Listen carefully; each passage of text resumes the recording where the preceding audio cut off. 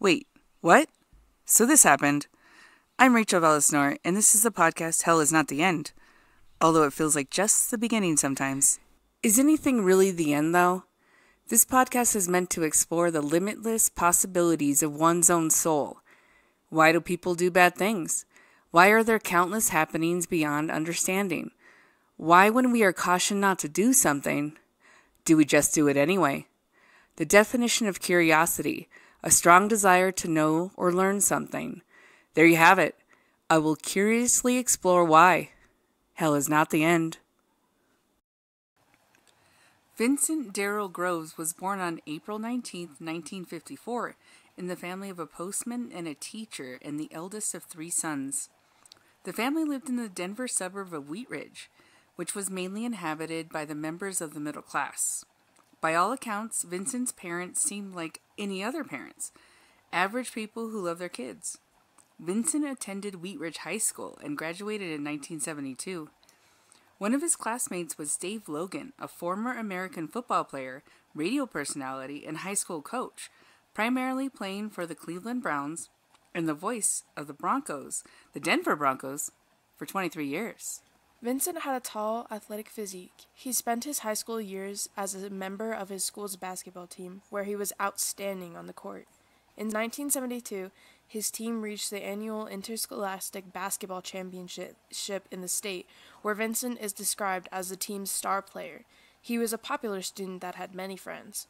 After high school, he entered Coe College in Cedar Rapids, Iowa, where Vincent played for the local basketball team. In 1974, Vincent loses interest in sports and his studies. He started to miss a lot of school, drops out of college, and then returns to Denver. He moves in with his grandmother and gets a job as an electrician. In his free time, Vincent starts to drink and frequents the red light district of Denver. In the late 1970s, he spends most of his time with pimps, sex workers, and then engaging in criminal lifestyle.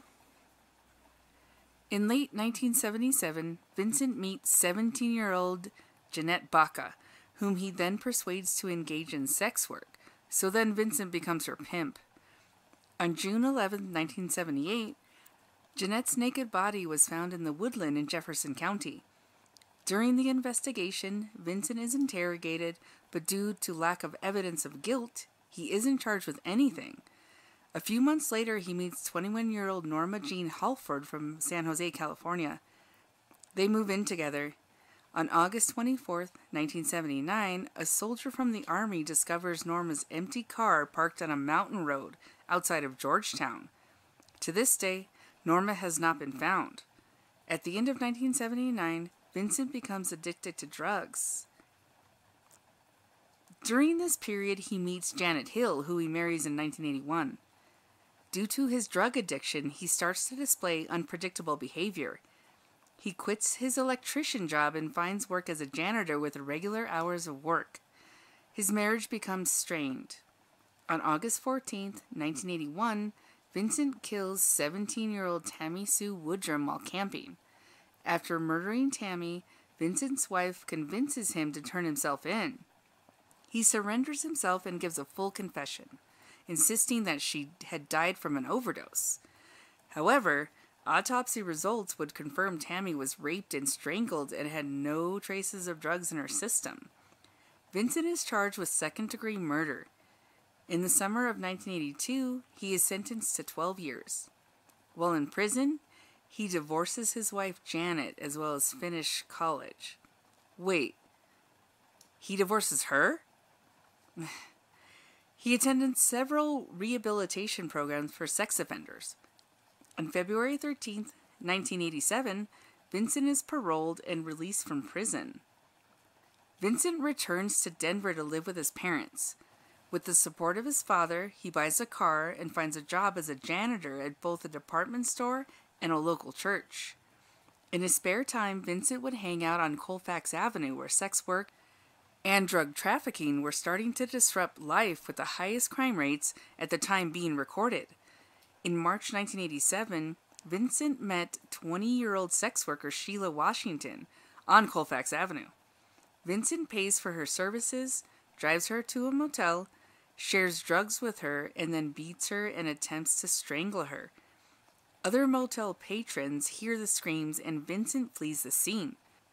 Sheila not only survives the attack, but is able to describe her attacker and his car, but she did not know his name, which was lucky for Vincent. In August 1988, Sheila again describes Vincent's car. At this time, Vincent is suspected in 20 different women's deaths, all of whom had been strangled. The investigators found Vincent was familiar with the victims and a known drug dealer among the pimps and sex workers on Colfax Avenue. In some cases, Vincent was known to be the last person seen with the victim. Based on circumstantial evidence and testimonies, Vincent was arrested on September 1st, 1988, and interrogated. He denies any guilt and insists on his innocence. A blood sample taken from Vincent, his parents, his ex-wife, and several acquaintances. His car and apartments were searched. No evidence of guilt was found, and as a result, Vincent was only charged with assaulting Sheila. In a 1989 lawsuit, Vincent claims his assault on Sheila was in self-defense after she stole money from him and then tried to attack him. The claim seemed to be supported due to the fact that she had been arrested for cocaine possession. Vincent was able to prove Sheila was prone to such behavior as drug addiction and violent behavior. Vincent is acquitted for any charges. However acquitted, Vincent would not go free. According to DNA test results, Vincent is linked to the murder of a 19-year-old Juanita Lovato, whose naked body was found in April 1988 in a rural area east of Denver. He is also linked to a 25-year-old Diane Mancera, whose body was found in the neighboring Adams County near I-25 west of Denver. In 1990, Vincent is convicted of Juanita's murder and receives life imprisonment. A month later, he is extradited to Adams County, where he is charged with Diane's murder.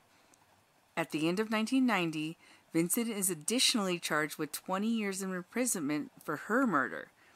At the trial, evidence provided by prosecutors indicate Vincent's involvement in 8 other murders in the Denver area. Using the evidence of testimonies that Vincent was the last person, in many cases, last seen with the victims before they were found dead, or had just disappeared altogether. No new charges would be brought against him. In the early 1990s, Vincent begins to have health problems. He is diagnosed with hepatitis C and liver failure and dies from those complications on October 31st in 1996 in a prison hospital near Denver. 16 years after his death in 2012, thanks to DNA analysis, more of his victims will come to light. He was guilty of the murder of 25-year-old Emma Janafor, whose body was discovered in Denver in March 1978. 23-year-old Joyce Ramey, who was killed in July 1979. 20-year-old Peggy Cuff, whose body was discovered in Denver in 1979. 35-year-old Pamela Montgomery, murdered by strangulation and found in August 1988. In 1989, Vincent was named a suspect in Pamela's murder. During the investigation, Vincent was identified as the driver of the car that Pamela was last seen getting out of the day of her disappearance, which would later turn into her being found murdered. Enter the Conspiracy Corner.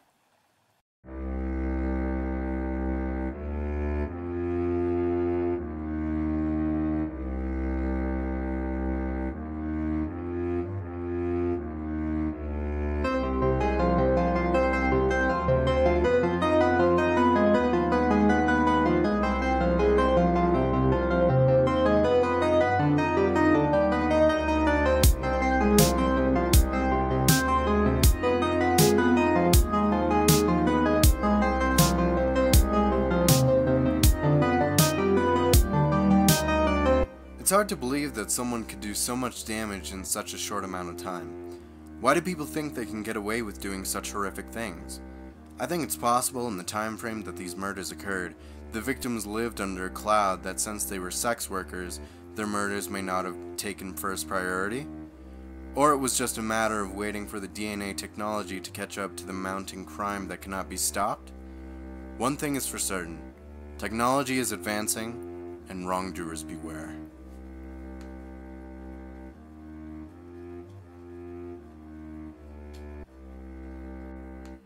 My hope is that no one has to live in fear, ever. As always, I will never give up, and read the science. Special thanks to all the reading materials I could get my hands on, internet mostly. Thanks to wikipedia.org. Thanks so much for listening. I'm Rachel Velis, and this is the podcast, Hell is Not the End.